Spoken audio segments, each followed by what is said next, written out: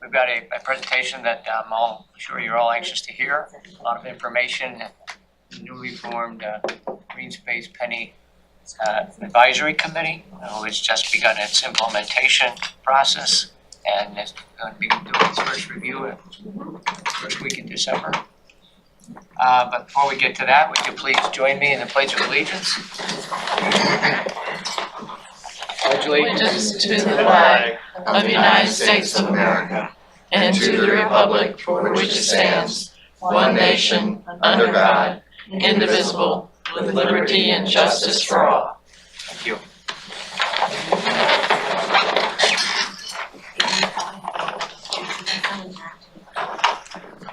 I think it'll Saying it's seven, everybody. but Oh, familiar who's faces. seven as of right now, because we don't technically have seven. Yeah, we do. Who's acting as the seventh person? A man filling in for Okay, Mr. Peter. that's why I'm asking, who's acting as the seventh right Yeah, now? pinch hitting. Yes, we need to know, Okay. thank you. Before you know it's been posted, we have the August 25th minutes to approve. Are there any corrections, additions, deletions? Okay, without objection, the minutes are approved. Could we go around the room? Oh, okay, I knew somebody was going to ask that, so. Always do. All right, why don't we just start back here with returning and Prodigal planner. prodigal plan. Juliana Smith, long range planner for the planning department of Beaufort County. Marianne Krieger, I work for MCAS Beaufort. Lydia Anderson, Beaufort County. Robert Merchant, Beaufort County. Kurt Frey, City of Beaufort.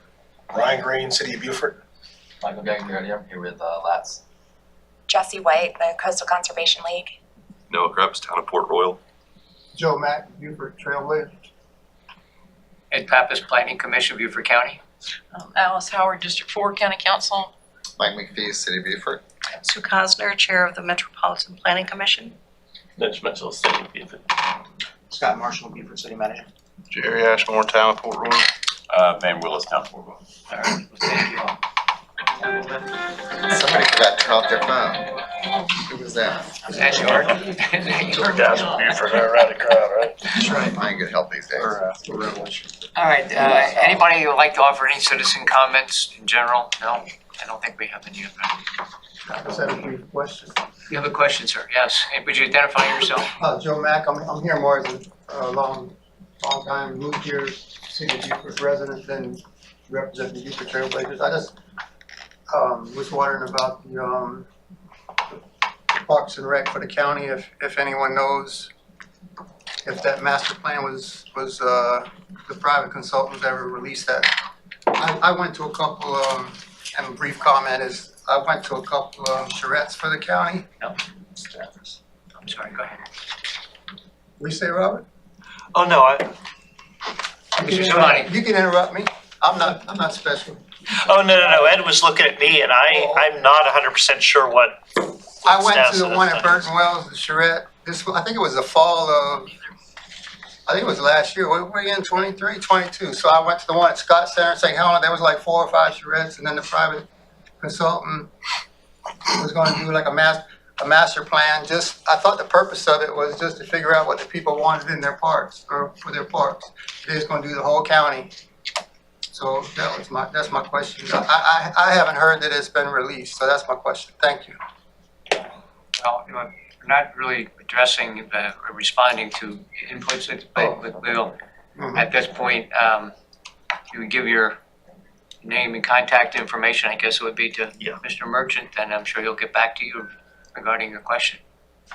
Thank you. Thank you so much. Thank you. You're welcome to stay. There's a chair right there for you. Okay, thank you. All right.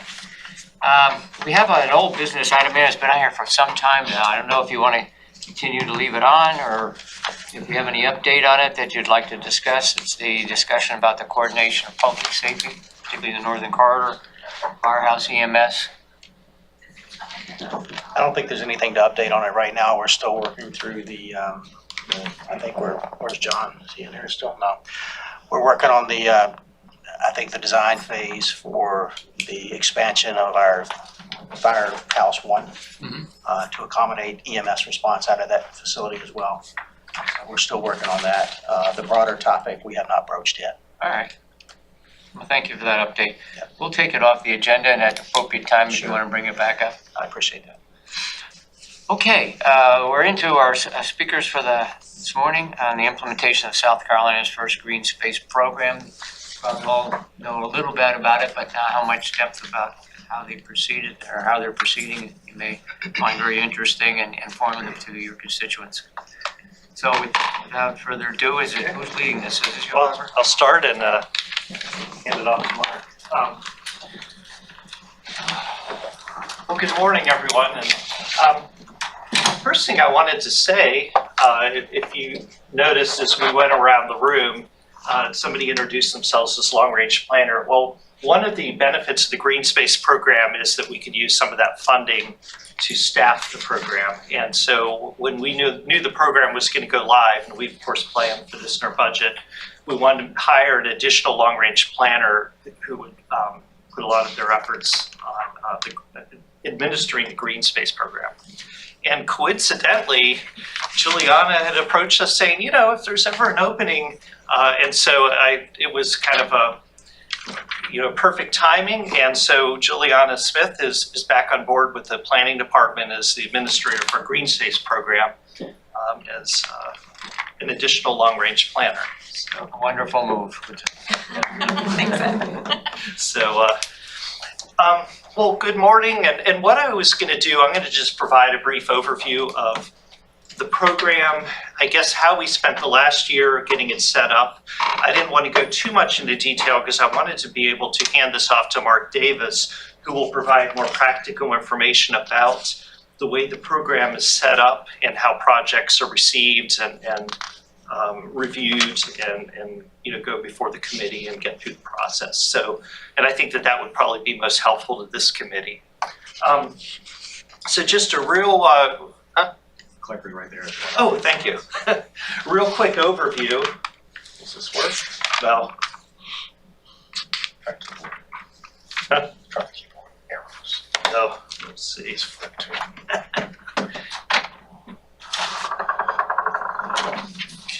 I'll try it all. Remember, it didn't Oh, well, work. It strike didn't work three. at the last meeting, it didn't work. I just had it working. Oh. No, Rob. This- I know.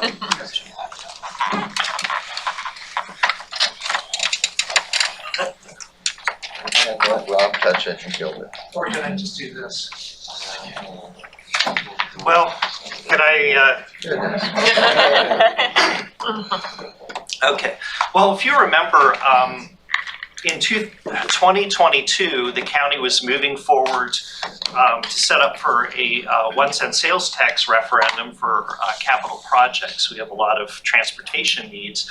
We had a committee set up and we're all ready to move forward. And that summer, Senator Davis sponsored a bill statewide that basically, the long and short of it was to enable local governments to levy a 1-cent sales tax to go toward land preservation. And I don't know if Councilwoman Howard could probably fill in, but I think he had approached our council and I guess strongly urged us to be a pilot for the state of South Carolina. So summer of 2022, we quickly kind of shifted course and we didn't have much time at set up for a sales tax referendum in 2022 for the Green Space program. And so that is at the staff level, there's certain timing that you have to meet in order to get a referendum on the ballot. So council had taken action in August 2022 to move forward. And in addition, we had our county legal staff had worked closely with the state to kind of, it's a new program, answer some ambiguous questions. But one of the things that we found out is that we need to have an ordinance in place that kind of provided an overview of the program prior to the referendum. And so we quickly scrambled to come up with an ordinance that basically outlined the program guidelines, very general. But we use this as an opportunity, if you want to move forward in slides. Okay, keep going. I'll say. This is one of Mark's slides, but I'll go back to that one before. Yeah. So a lot of this was the county kind of reckoning with this new program and how to move forward. Some of our concerns were that the bill itself was written rather broadly. So there was a lot of recital language that talked about, natural beauty in the state and our natural resources and the threats of different, the importance of resiliency and the threats of flooding and things like that, and the importance of land preservation. So we had that, and then we had the types of acquisitions, and that's what's listed here. And it basically covers just about everything. And fee simple acquisitions, conservation easements, development rights, which is a little different than our rural and critical lands program. So we could buy down density in previously approved development, rights of first refusal, options, whatever that means, that seems to be a pretty broad term, leases with options to purchase, and then number 7, any other interest in real property. So, if the first 6 weren't broad enough, the 7 is a catch-all. And so how do you take all these, this kind of very broad language about what the program could do and really tailor make it for Beaufort County, and also kind of learning from our rural and critical lands program, what are some of the early on hiccups that we had in getting that program up and running and making sure we don't repeat them in the green space program. So that kind of set the stage for this ordinance that we were working on. So one of the things, if we can move forward, yeah. You go to the next slide, I might back up. Yeah, I used this at the SCAPA, the South Carolina APA conference, basically to say, each community, we have different things that we treasure. And, our comprehensive plan is basically the document that really outlines the vision for the county and the things that we want to preserve, what we see as threats to that, and steps we could take, policies we could take to, deal with the threats and minimize them. And so this really sets the stage for how we want to set the program up and how we want to make sure that it is furthering the goals of our comprehensive plan. If you go to the next slide. But some of the things that we wanted to do early on, even prior to the referendum, kind of taking into account how broad the program was, the concern about, moving forward with a program that is very, very much larger than the rural and critical lands program. And I do a comparison, rural critical lands over the last 20 years in 5 referendums has basically raised the same amount of money that we anticipate raising in the next 2 years. So it's kind of rural and critical on steroids. And with that, with a new program, with how broad it is, we wanted to make sure early on that we provide some safeguards to make sure that this program, could basically target the types of purchases that we believe will further our comprehensive plan goals. Looking at, hate to be cynical, but how can the program be abused, or, how can we go off on the wrong track, and making sure that we provide safeguards. We start calling these guardrails because we did this prior to the referendum, but what we did in the ordinance is we wanted to make sure that there were certain things that were spelled out so that if a referendum were successful and moving forward to January of 2023, we were able to set up a program and say, okay, we are going to do these things, these things that were adopted in ordinance prior to the referendum. We're kind of committed to doing them as we set up the program. And also, we knew that we were going to have 4 new council members. So in a way, it's also kind of the old council kind of like sending a message to the new council. Okay, these are things that we want to see in the green space program as we move forward. So some of the things that we were really, some of these go to the state requirements, but we wanted to make sure that the program is transparent and equally distributed the funds within the county. And this next one is really important.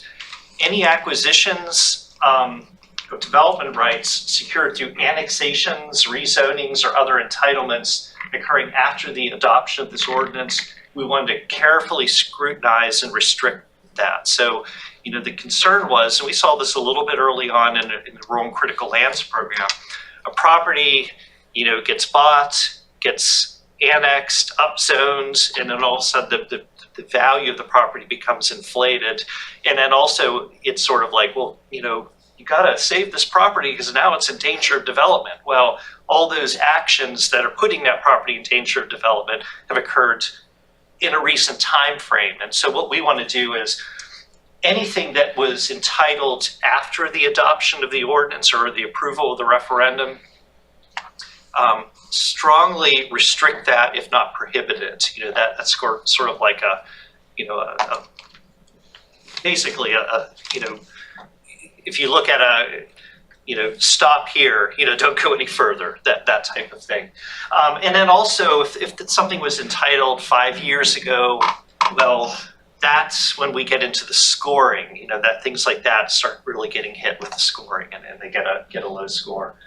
The third one is really important to this committee, is that purchases within another jurisdiction, whether it be municipality or Hardeeville or Jasper County, one of the things about this program is the money can be spent outside the county if it's definitely serving interest for Beaver County. We require that jurisdiction provide a letter of support because, this kind of goes both ways. We want to make sure that if we're purchasing approach to purchase a piece of property in the city of Beaufort, it's not a place where you have identified as a future growth area, or you're counting on that for future tax base. So it's just making sure that we're working together, and then so that's an important key. Consistency with adopted plans. We find this really important because as the planning department, we see land preservation programs as a plan implementation tool. It's in the same toolbox with zoning. So you're using zoning to implement a comprehensive plan. You're preserving land where it should be preserved. You're promoting growth where the infrastructure is in place to support growth. And land preservation is sort of like a more expensive and sharp tool that you use in special occasions. We want to make sure that when we're purchasing land, it's in one of those areas to be preserved. In addition, we don't want to be buying land that, even though now we're concerned about traffic and schools, 20 years from now, when we've been able to address infrastructure needs, and that land is in a perpetual conservation easement, it may not be the best, it may be an area that 20 years from now we really need for future housing or future growth. And, it might have a school nearby or parks or things like that that support, the infrastructure in place to support growth. So consistency with the plan. For purchases of property that are to buy down density, if there's a concern about growth that is going to clog our roads, and we believe that we've entitled too much growth and we want to buy down that density. Well, that's a tool that's one of the tools that this could be used for.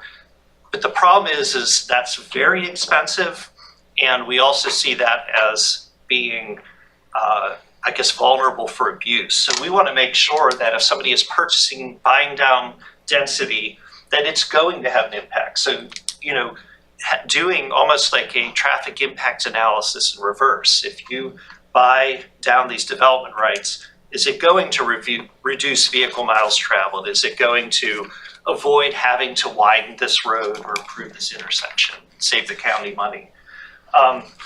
So all of these things are in place. Also matching funds, that was an important thing as well. We want to make sure we're leveraging this money and not just buying dollar for dollar. So all of these things we put in place prior to the referendum, basically not only to send a message to future council if it's approved, but also for voters, if they're really looking into the program, they know that, the county's serious about these things, and hopefully is serious about safeguarding, the use of these funds. Okay, if we can back up, I'll just show you a few slides here. Keep going. One more. We use this as, there are other land preservation programs Greenbelt is one where you could use 1 cent sales tax in addition to capital projects. You could use some of that money to buy down density. In addition, I guess you could also say that first slide would be, or first picture would be the Rural and Critical Lands Program. The comparison of the two is, one is kind of like, that's I believe a Toyota Camry or Corolla. I think it's Four-cylinder. 4-cylinder. So it's a reliable car, does what you need it to do. That's kind of like the Greenbelt Rural and Critical Lands. This thing is sort of like a sports car that you better be careful that you have a good driver in there, because it's going to go fast, and you're either going to get a ticket or crash if you don't know what you're doing. So that's kind of the comparison and why we felt the importance of setting up those safeguards as we move forward. Mark, what's the difference between green belt and green space? It's obvious, right? Everybody can see by this image, right? Green belt's one word and green space is two. Yeah. We can move forward real quick here. And I'll set up for Mark to speak. Go on to the next slide. Yeah. This was just our reaction when we realized that we had to write that ordinance. Go on. And one more. So obviously, it's been a year, the voters approved the referendum, and so of course it's like, oh, okay, now what do we do? Go on. So the next chapter was, we began to look at what we needed to do to get this program up and running. And really the critical path item was the state legislation and the county's ordinance following the state legislation required us to put together a green space advisory committee. And not only that, it was very specific about its representation. So the committee had to be made up of a member of county council, someone who's a member of the Beaufort County legislative delegation, and it said, one member who's knowledgeable about the geography. So that was kind of a broad category. And then 4 citizen members, each representing the northern, southern, eastern, and western. And so this really set us up to a very practical, straightforward map exercise. What is north, south, east, and west of Beaufort County? We're so used to 2 directions, north of the Broad, south of the Broad. So we had to figure out a way to divide up the county in a way that logically made sense, but also was pretty much equally distributed. And so we basically, went to GIS, worked with census tracts, divided up, and then, evened it out, but then we try to use logical boundaries to define these, because then that way somebody could say, well, I identify with east because they're east of Battery Creek and Paris Island. It's not perfect, but we presented some alternatives to council. So this was an important step that we had to take in order to even put the committee together. Go on to the next slide. The next thing that we did was we began to look at the committee and the important role that they played. The amount of money that they would be having to make decision and make recommendation to council. So we really treated this as if we were hiring staff. We went through a lengthy, we advertised board positions, we received applications, and then we set up interviews. And that was very helpful. And going through that process, it kind of also, we have 11-member council, but only 4 representatives. So it's not like you could just go to a council member and say, who would you recommend for your district? So we really kind of had to do it this way. But I think that what it resulted in is we have a very good committee put together. The interview process was very enlightening, because there were times where somebody may have looked good on paper, and then in the interview you're like, I don't know, I can't imagine this working, in this group dynamic. And, so this was a very helpful process. And so we were able to get the committee appointed by council in March, and then, or I guess it was in April of 2023. And then they had their first meeting in May. So, and at that point, the next steps were to put together a program. What are the program guidelines for the green space program? We had to put together the ranking criteria for projects in an application process, get that adopted by council, and then get the program up and running. And that's where I'm going to hand this off to Mark, because he's going to talk about the work we did to do Rob, that. just a question. Yeah. Other than the fact that they come from the 4 different regions, is there any differentiated responsibilities that the individual members have in being a representative of the Northeast, South, or West? Anything specific to a reporting or updates or discussion?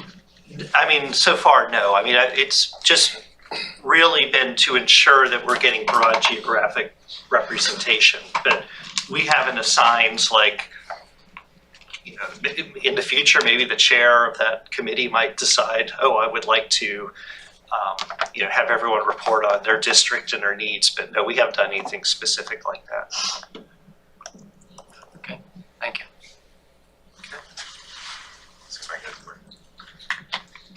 Rob, Jim, do you want one of my favorite slides? Oh, yeah.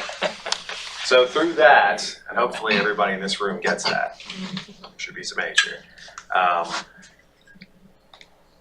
Going back to what Rob said, is this is something that we took very kind of serious, and we presented this at our local SCAPA not too long ago in Hilton Head, and we were speaking to the entire state and all the planning professionals at that conference. And this was something that we really wanted to hammer home if any of those districts or counties are considering this in 2024, is that process of county council putting together this task force, putting together this interview committee, interviewing people, and then recommending these appointments was extremely important in this process, considering all of the things that Rob mentioned before, this working committee, and really kind of the final authority they have is recommending more or less what purchases or procurements would occur. So this is where Rob was kind of getting into. So in May, the committee is appointed. We are at this table in this room doing this work, and we are basically creating relationships, putting things together, and it is moving in real time, very fast. And from that work, we decided, instead of creating a very kind of one size fits all, again, and this is kind of a story here of all the speed, the money generated, how broad the program is, what kind of things the money can be used on, we continue to take those guardrails and we continue to narrow the channel down and focus the program even more by identifying specifically what we call our focused procurement types. When I use the word procurement, that's just what the state act calls it, and that's what the ordinance and the program calls it. It's an acquisition. Procurement is just the purchase, it's the funding. So we basically created 6 different application types. So there's an application for conservation, fee simple, farmland, natural scenic wildlife, and then this was the one Rob was talking about, existing plan developments, and then an other. These are all your focus. The work of the committee and staff, we said, look, let's take this, let's not reinvent the wheel, let's focus on what we believe is important for the use of these funds. That was the further narrowing it down.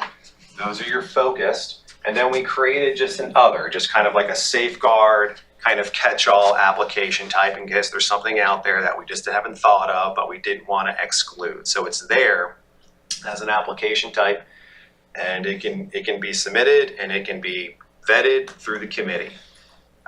It's very important though, county council ultimately is the decider of whether or not due diligence is funded and whether or not the actual procurement is funded. So staff in the Green Space Advisory Committee just kind of put all the information together, do some of that work. Green Space Advisory makes a recommendation to council. Council or committee has to approve due diligence, but then for the final funding, council has to approve it, and it is by resolution, not by 3 readings. So we can move it a little quicker. So when you're dealing with real estate and you're dealing with these things, we might be chasing something else. We tried to make it as expeditious as we could through government process, but keep it, transparent and have these safeguards in place to make sure it couldn't be abused. Mark, when you say the committee must approve the due diligence, you're speaking of the land use committee, community development land use committee, Correct, Alice's which would go to, and then it would go back to the committee for, the green space committee for That's correct. So it's kind of like, view it like a couple, it's a two-step process, but there's 3 steps. There's the initial application process, which we're currently in one right now. And then at that first meeting, staff really just kind of view it as a part of the application process, just the initial foundations, like, is this application in the ballpark? Does it have some general merit? Is it considered that we continue to look at this and continue to have discussions with the applicant?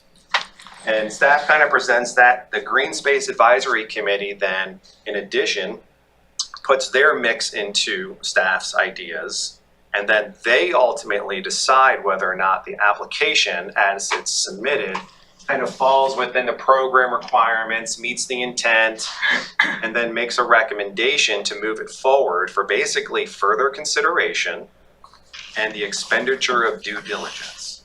That would go to Alice's committee. At that committee, they would authorize the expenditure of the funds. It comes back to staff. Then at that point in time, the committee, the Green Space Advisory, I'll do land use and green space because I'm not using the word committee. The Green Space Advisory Committee and staff would then kind of focus down, because that's where in the ordinance, this is all law. We cannot vary from this.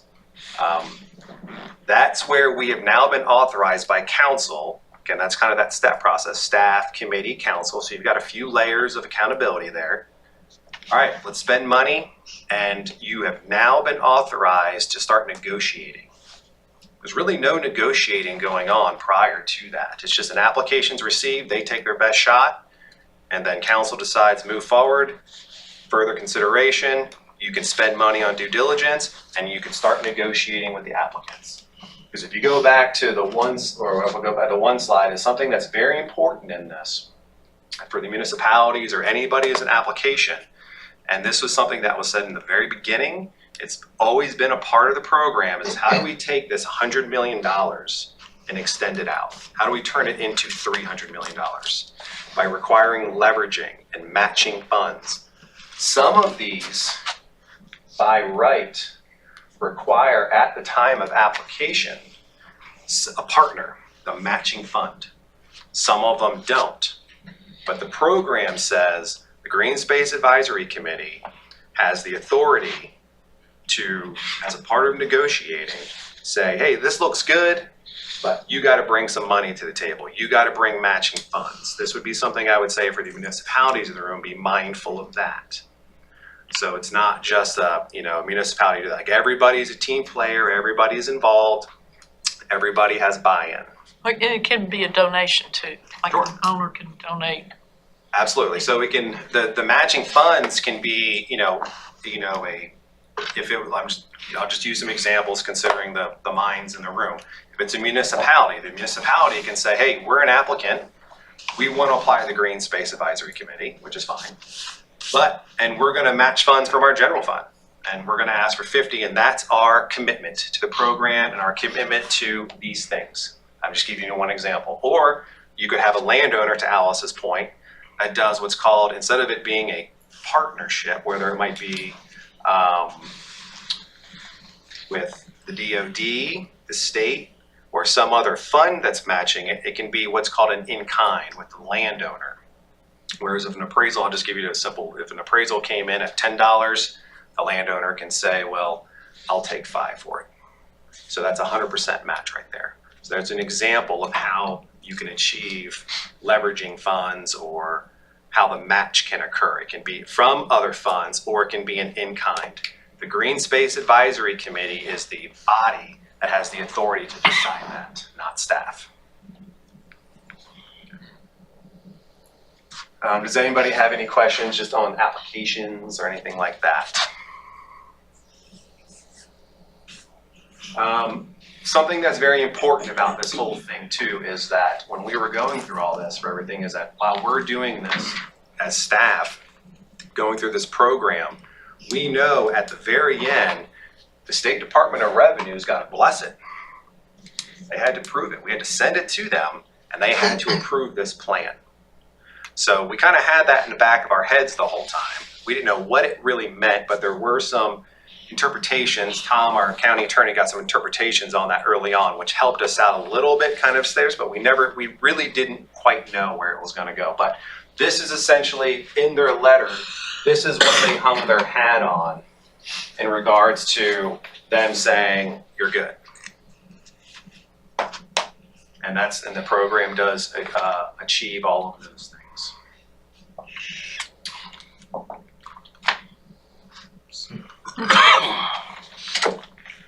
So I know we're kind of moving forward in this kind of stuff, but this is really kind of a story of the time period because this is from referendum through process. So the ordinance pre-referendum, the establishment of the committee, working with the committee. These are the readings by Beaufort County. So this is all happening very fast. I mean, this was essentially, I will tell you that, starting in late winter, early spring, this was almost a full-time job for me. And keeping my foot on the gas, doing this stuff, working with the committee, writing law, we're writing programs right now. These are there is nothing like this in the state. Unanimous. Boom. If Alice would be the best one to speak to that, I think, regarding council's perception of it, but I mean, it seemed like it was well received and council was very happy with the work by the committee. Everybody was real excited about it, yep. So now how much time do we have? How much time? 20 minutes before the meeting's over. Oh, jeez. So let's look real quick. So now program's done. We're in application cycle. We're in our first application cycle right now. We are actually waiting. We're in what's called applicants have 10 days to correct their deficiencies in their applications. That ends this weekend. Once this weekend's up, we'll know how many official applications we have that will move forward to the Green Space Advisory's first meeting in early December. So these are the kind of fundamentals of the application process. And if you're going to be a municipality or you're going to kind of work or any other thing, this is the stuff that you'd be following. All of this is defined in the program. This is all ordinance. This is law. We cannot deviate from this. Is that we have to have a pre-application meeting. That meeting needs to occur 15 days prior to an application deadline. Once that's done, like for instance, this application deadline was October 31st. So go back to the dates you saw when council gave reading. It's just moving every day.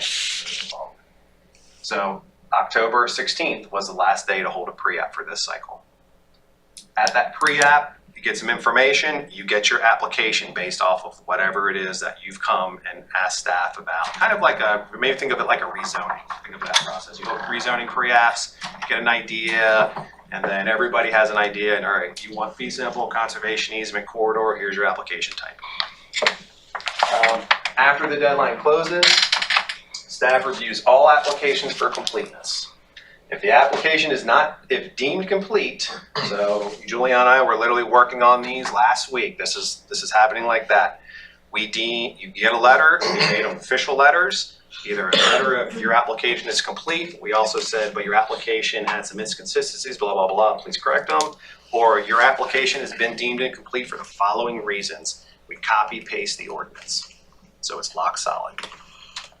And then they have 10 days to correct that information. I will say this, an application by a municipality does not take away that. So if I'm in a municipality, I make an application, I still need this letter. Because you might have a staff member doing it. We don't know who this is. We don't know what the temperature of that municipality is. This is a relationship. So we want a letter of support from that municipality and including in addition to the application. And in that letter of support, this is where it comes to what Rob was saying on comp plans. We have our comp plans, you all have your comp plans, you have your future growth, you have your parks plans or whatever that might be. Your letter of support, I will say this, you want somebody in your planning department in your room at all times because to write your letter of support, you're gonna need their help because you have to weigh yours against your regulating plans, your comp plans, your park plans, whatever that you might have. In your letter of support, you need to justify why you're not just what I'm trying to say, well, in nice ways, it's not just a political letter. It has to justify, because it will get, these things get scored. Once that's done, staff and the green, this is what I'm saying, we review complete applications no later. We have to review them, this is by ordinance, 45 days after the deadline ends. So that's where we're saying to look at October 31st, we'll be meeting in early December to meet that deadline. And at that meeting, what we're doing is we are recommending, it's just a recommendation at this point, to the land use committee to simply say it's in the pocket, it has merit, we want to dig further into it, but we need to spend money on due diligence. And that is also where, that in the part of the program, where they green light the ability to start negotiating the application. So just because somebody applied and said, I want all your money, we say, all right, it's got merit, but we don't agree with that deal. We're not going to kill your application. Let's move it forward. Like, we're not dealing that on the front end. It's not, we're not getting in political battles on that. It's, here we go. All right, we got that, but bring more money to the table. The Green Space Advisor can say, we want better match. Bring us a better deal. Lower your asking price. That's where that step comes in. From that work, we take the due diligence, we take the, what I'm calling a negotiated deal, and we readjust our original kind of application ranking. Because it might go up, it might go down. And if you think about this in the Green Space program, and land use is critical of understanding how something would rank.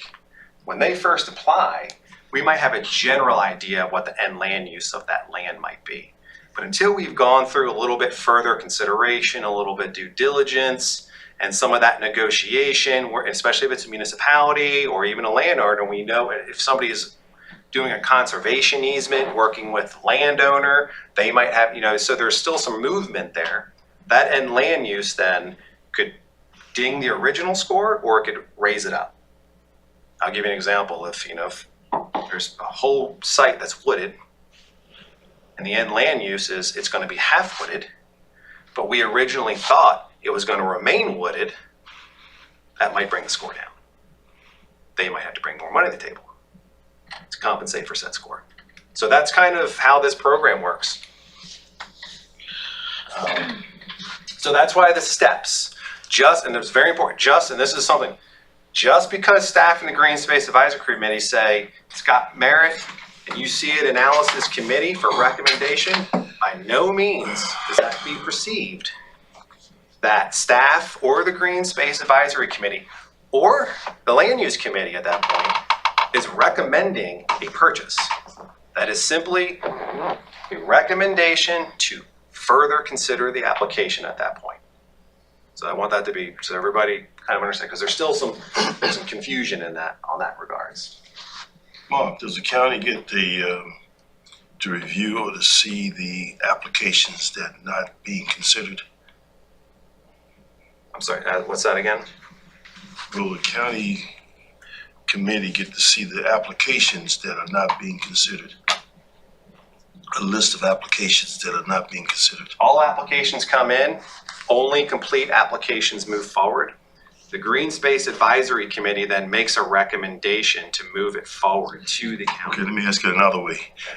With the Green Space Committee rejecting a application, do we see that? The rejections? If you're asking me, I would say that would not be on the committee. Only applications that are recommended for further consideration and due diligence would be in your committee. Gotcha. The otherwise it might get kind of confusing. Wait, who?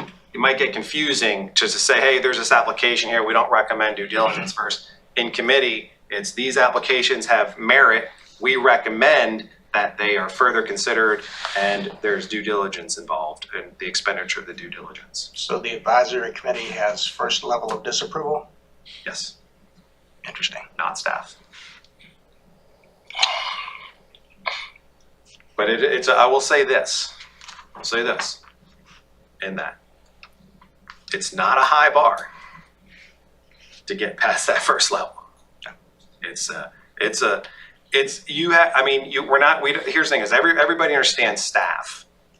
We don't want to chase bad applications. We want to focus staff time on good applications. We want to spend taxpayer money on due diligence on applications that we believe have merit. We don't want to waste taxpayer money because this is taxpayers' money. We're not in the business of wasting it. What do you consider a bad application, Mark? I mean, if It somebody. just doesn't meet the requirements of the program. But again, that's not my call. Yeah, you're right. Thank you. I mean, it'll be pretty obvious. It'll be quite obvious, I think. And again, this is the first cycle. This is new. It's a dynamic thing. It will evolve. Sure. So we tried to get as good as we could, but we know we've left room, that there is room for it to be tested. I was like, we just got to get it open and let's just start testing it. Let's run some things through it. Is the various criteria that this advisory committee considers on projects, is it weighted criteria or is it a completely subjective The call on the part of program, the the advisory? program requires the Okay. components that have to be measured. So those components are the following. A quarter of the weight, this is why it's important for planning, a quarter of the weight of the application will be evaluated against your regulating plans, your comp plans. For us, it's our comp plan, it's our green print plan, and the county, you might have your own. That's a quarter of the weight. So if it's violating, if you say we want growth right here, and you send us an application, you're not gonna get many points for that. Because you're directly violating your own adopted comp plan.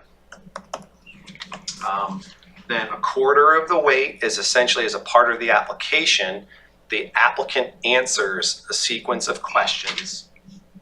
A quarter of it is based in those questions and how well they were answered.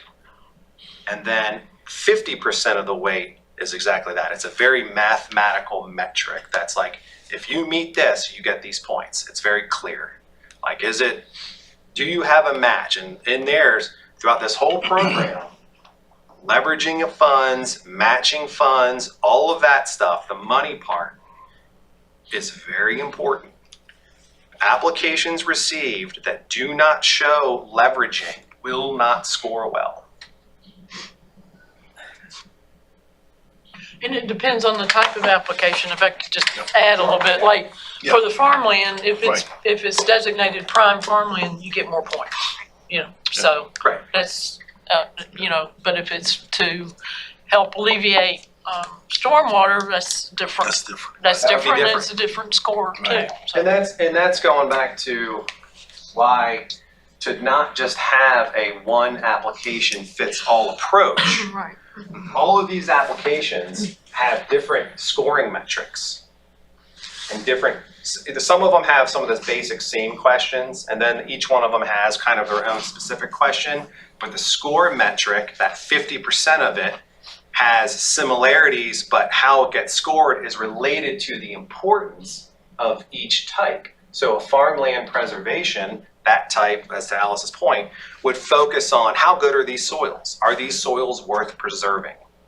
Because it's prime farmland. So don't just think today, think 50 years from now, think 100 years from now. Did we preserve prime agricultural land for future generations of this county? Because people are gonna keep around. It's one thing we know is people like multiplying. So we need to keep finding ways to feed them.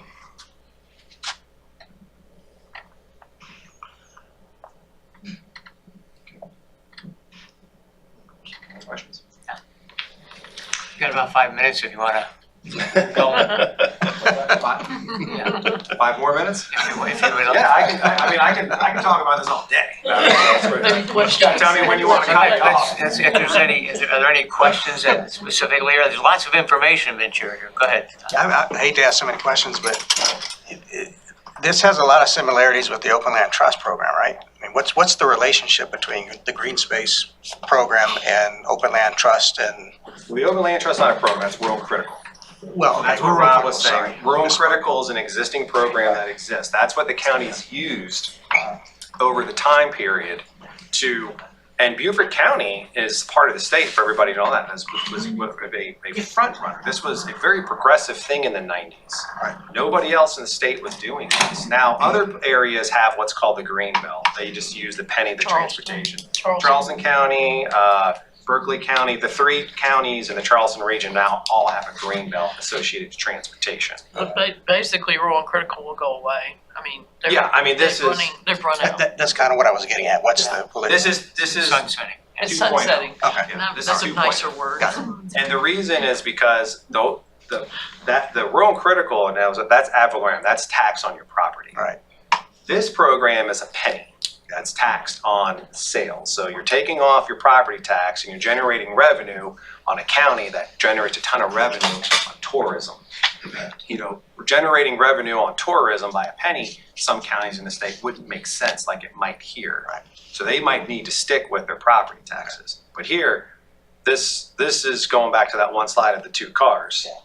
I don't know what you guys would prefer. Now, Rob talked about like driving, and that's good. To me, that was a representation of horsepower of revenue generation, how quickly it generates. Do you know about how much we estimate we've already generated, the county? So they technically started May 1st is when it opened up, but sometimes people in their registers and businesses are a little slow, and then you have, of course, this county does very well during its summer and fall quarters. Hilton Head is a main driver of this. But through that first couple, I think the last thing that we had, it came somewhere, and so we're still like a month further on, but if I had to take a guesstimation of where that last one was and then adding in another month, it's probably got about 20 million sitting in a pot right now. And so think about that. Think about how fast that's generating revenue. I know the program allows for a purchase of property outside of the county. Do you anticipate applications coming for properties outside the county? And if you do, Yes. can you reveal where? Well, I would anticipate them because it allows it. I would say probably my guess would be you're probably going to receive them mostly, and you would probably see more of a Jasper Hampton, being that that's our primary watersheds. Right. So you gotta think what they do, transportation wise, development wise, affects you downstream. Your water quality down here is directly affected to their political decisions up there. And I know we have a bunch of politicians, remember, these problems that get created are human error. They're political decisions that are made that create these problems, going back to what Rob was saying. That's why we put these safeguards in. We will not accept applications. If I'm a landowner and I'm negotiating with a municipality to pull my land in, you cannot apply to this program. We will not accept that application. Are there additional criteria when the application comes from outside of Beaufort County? Yes. So the program requires when you have an outside the county application, in addition to one of these, because probably what you would find is it would be a conservation easement. It could be any of these. You don't want that, but it could be any of these. It requires what's called an out-of-county addendum. And that addendum is very much like I, the applicant, understand that this is a higher level scrutiny. There's a much higher, so all out-of-county applications, like minimum. So for instance, conservation easements at minimum, at the time of application, need to show a minimum of a 25% match. The goal of applications, the goal of the program is to get 100% matches by the time we said, this looks good. But that is a requirement. Fee simples don't have a minimum. Farmland possessions don't. No. This one, right here. At minimum, at the time of application, 100% match if it has public access, 200% match if it's behind a gate.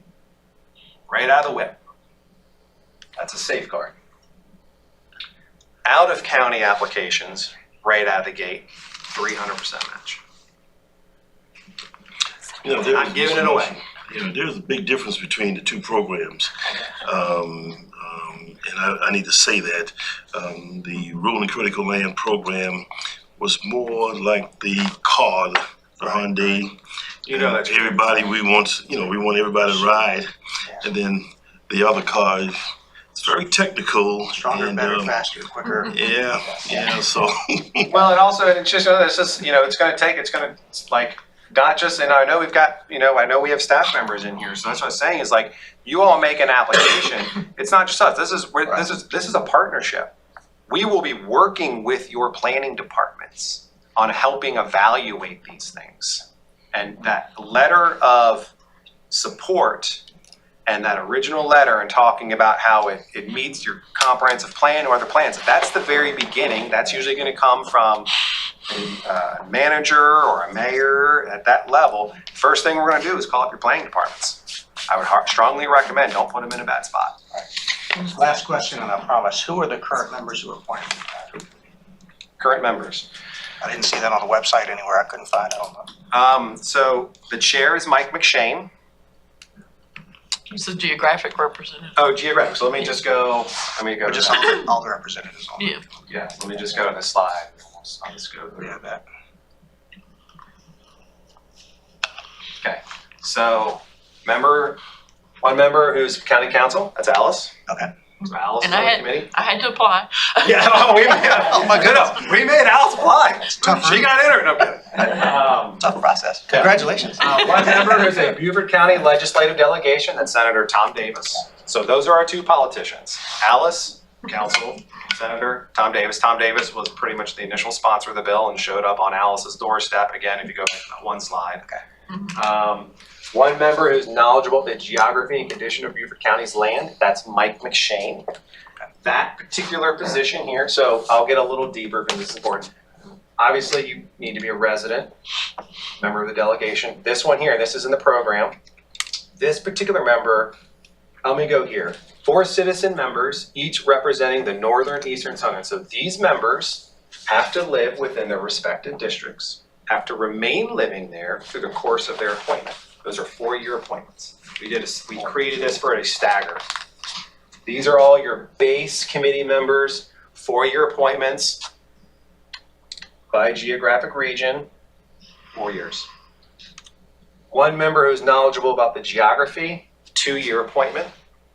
They're a floater. And they don't have to live in the county. They don't have to live in the county. They don't have to live in the county. That one. Can they be reappointed or are there term limits? There are term limits. We have it so it is not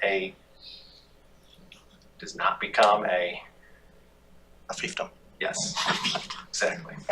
This was all part of the stuff that we were having as staff to kind of not just like you do these things, but let's think about this stuff. How can we create, and then all the things that we know, let's create these things.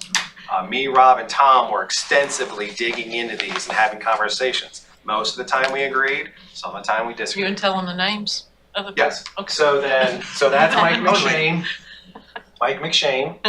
He is, I don't know if anybody knows, but he is a very great man, and he also is pretty much runs the state bank. So you can see where we're going with that. On leveraging of funds. 4 citizen members here. So here we have, in the north, we have a guy by the name of Tim Evans. Very smart, and he's been doing this stuff for a long time. In the east, we have a woman by the name of Laurel Roten. She's kind of worked a little bit with some of the air station, doing land acquisition, helping with some things. So remember, everybody's kind of you have to have certain levels of knowledge of this stuff. In the south, we have a guy by the name of Peter Christian. He lives on Hilton Head. He's very involved in their Board of Zoning Appeals and Planning Commission. He gets a lot of the stuff that we do. That was something that we thought was important. And then in the west, you have somebody by the name of Carmen Manning. She's an engineer by trade, and she's very focused more on the environmental stormwater concepts. So when not only is it geographic, we looked at different skill sets, what their backwards were, how do we put a working group together. Everybody's kind of bringing similar things, but different things. Thanks. Thank you, Mark. Thank you very much. A lot of information. I'm sure there'll be more detail. And this is an evolving program, as your chairman so stated. So you've done an awful lot in a short period of time. And looking forward to the next step. We're about running out of time. Before everybody starts running out the door, just a couple of things. We're not going to have a meeting in December. So our next meeting starts with the January calendar. You've got a calendar of scheduled meetings in front of you. If there's any major objections at any of these dates, please let it be made known. Myself, that this is following the routine that we follow for 2023. 1 hour meetings, Fridays. So, are there any objections or anything on how you had it as an attachment? It says 12. Third week of July. 12 through the 23rd. 23rd. Would that be after water festival? Okay, I was just asking. Okay. July 26th would be after water festival. I hope so. Let me ask you about any agenda item you'd like to discuss in January. We've pretty much touched on most of the things we've talked about as agenda items for 2023. Are there other things that you want to add to it? And maybe not at this time, but if you do, I'm going to be soliciting your input so that we can have meaningful meetings and topics that you're interested in. Just want to comment, we talked about the bridge. Yes, we have. Okay, and so I don't want that to die. Okay.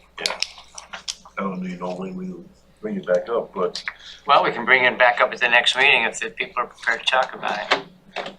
just don't want it to die.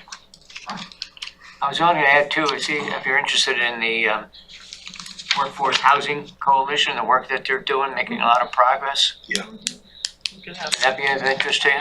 I thought so. They've been in the news a lot lately. And I know some recent legislation has opened up some funding sources for you that are really great. I'm amazed. Okay, if you want, I'll put that down as potential for January's discussion. Okay? It might be good to hear, what the municipalities are doing and the task, the housing trust fund Housing too. Trust Fund. And I know, Maybe you can help me put it together.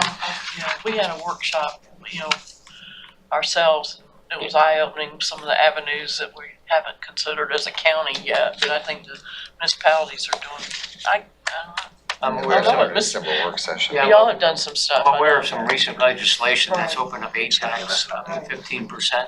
For workforce housing. So we've got a lot more funding tools that were Right. reported. If you view some of the recent land use committee meetings, I think some of the discussion was held there. Okay, very worthy topic. And as you come up with ones, please add. I mean, this 1 hour we spend once a month. It's for your benefit and your staff's benefit. So we want to make it as purposeful and meaningful to you. So we can get your attendance is one thing, but more so we can share what's going on across the region. And I would also add the Rebo Road reimagining. Oh, you want an update on that, maybe? Yeah, Okay. yeah. What's going on the road? Now, we talked that up last time. You knew a little bit about it, huh? Okay, I'll put it down as a topic. Yeah, that's right. All right, well, thank you very much. There would be more. Alice, do you want to say anything as a closing comment on the growth boundaries task force that's going on under Soloco? I'm looking to NOAA, because I didn't make their last meeting, the growth boundary. I actually didn't make the last. Oh, you didn't? I know they're working. Okay, I think We're still basically compiling data Using where planned GIS. developments are, planned developments that haven't been built out yet. There's a lot of information Yeah, so still to mapping come all of from that. south, Yeah, right? Yeah, that's really what we're after right now, is just compiling data so we can map some things and start focusing on whatever it is we choose to focus on based on that mapping, is so. this committee going to make recommendations on zoning or? I think they Land use will growth eventually. patterns. There's a lot of data gaps, I think, south that they need to work on. Where maybe, I wanna say Jasper and Hardyville are trying to work on their data. Yeah, and So we're waiting on them. it's, Is that the right way to say? Yeah. yeah, because, the focus is largely south of the Broad. We have our established growth boundaries. Obviously, we can have that discussion on, does there need to be any fine tuning, but. We'll leave this as a standing item for kind of updates as you go along, because things can happen fast. Sure. All right, anything else for the good of the class? If not, the Happy meeting is Thanksgiving. adjourned. Happy holidays, happy Thanksgiving. See ya.